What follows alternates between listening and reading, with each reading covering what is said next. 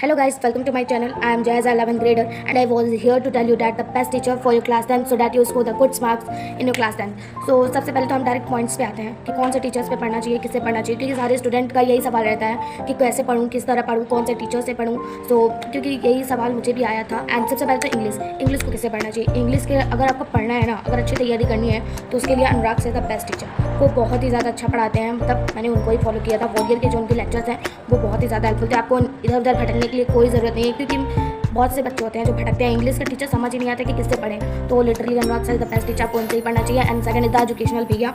Last moment पे मैंने उन्हीं के एनिमेटेड वीडियोस देखे थे. मतलब वो बहुत ही ज़्यादा हेल्पफुल थे. एग्जाम से पहले मैंने उन्हीं को यूज़ किया था.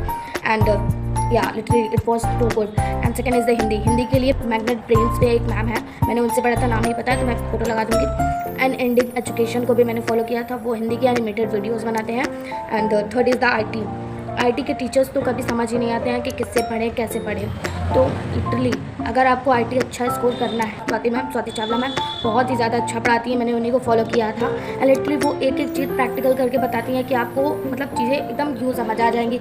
हमेशा आई के लिए बच्चे इधर उधर भटकते रहते हैं कि किससे पढ़ूँ, कैसे पढ़ूँ, क्योंकि मेरे साथ भी वही हुआ था. मुझे आई के टीचर समझ ही नहीं आते थे, मैं किससे पढ़ूँ. एंड फिर मुझे स्वाति मैम मिली थी. वो बहुत ही ज़्यादा अच्छा पढ़ाती हैं. आप उन्हीं से पढ़िएगा, वो मतलब बहुत ही ज़्यादा अच्छा पढ़ाती हैं. एंड प्लीज़ आई को लास्ट मोमेंट के लिए बिल्कुल भी मत छोड़िएगा. आई का पेपर बहुत ही ज़्यादा ईजी आता है, बट अगर आप उसको पूरे साल पढ़ेंगे तो भी. मैथ के लिए तो आपको भी पता है, हमें भी पता है. और शोभित भैया और Hrithik sir is the best. दोनों में से किसको फॉलो किया, तो मैंने तो दोनों को ही फॉलो किया था. दोनों से ही मैंने पढ़ा था. दोनों ही बहुत ही ज़्यादा अच्छे टीचर हैं. एंड एस एस टी के लिए आपने तो 9th में भी पढ़ा ही होगा. That's is the best teacher for the SST.